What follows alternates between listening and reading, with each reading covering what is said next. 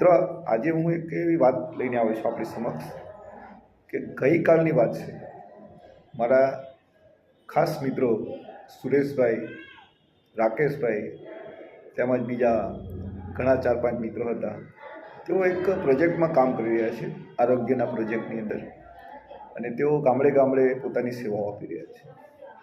અને પ્રોજેક્ટમાં કરાર આધારિત સેવાઓ તે પહેલાં પણ તેમણે 4 થી 5 પ્રોજેક્ટમાં સેવાઓ આપી ચૂક્યા છે. અને પોતે જે પ્રોજેક્ટમાં અત્યારે કામ કરી રહ્યા છે તે પ્રોજેક્ટ અંતર્ગત એક સારી હોટલની અંદર તાલીમ માટે મૂકવામાં આવ્યા હતા. અને તે જ હોટલમાં જુગાના જુગ માનનીય ધારાસભ્ય ગોપાલ ઇટાલિયા સાહેબ સાથે મુલાકાત થાય છે. અને તેઓ ગોપાલ ઇટાલિયા સાહેબને મળે છે, તેમની સાથે ફોટા એટલે કે પોઝ લે છે, અને ચર્ચાઓ પણ થાય છે. તો મને ટેલિફોનિક વાતચીત થઈ મિત્રો સાથે, તો તેમણે કહ્યું કે ગોપાલ ઇટાલિયા સાહેબે અમને સરસ સમય આપ્યો અને તેમણે આપણી વાત રજૂ કરી.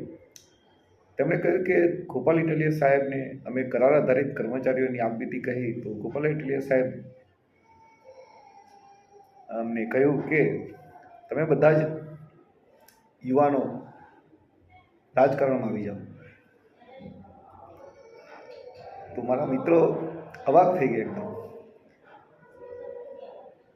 કેમ કે રાજકારણ એ કાચા પોચા માણસનું કામ નથી, ઢીલા પોચા માણસનું કામ નથી.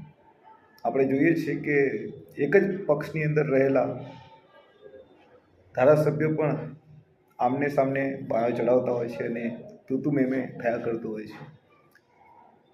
તો રાજકારણની અંદર આવતા પહેલાં સામાજિક પ્લેટફોર્મ તૈયાર હોવું જોઈએ.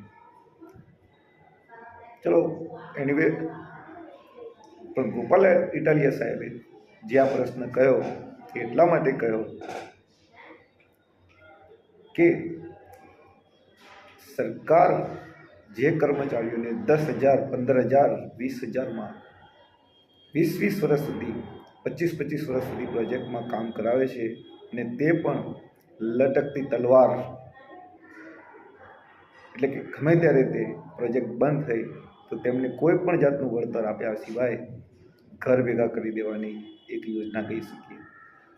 અને આ યોજનામાં ઘણા બધા યુવાનો જે ગવર્મેન્ટ કર્મચારી નથી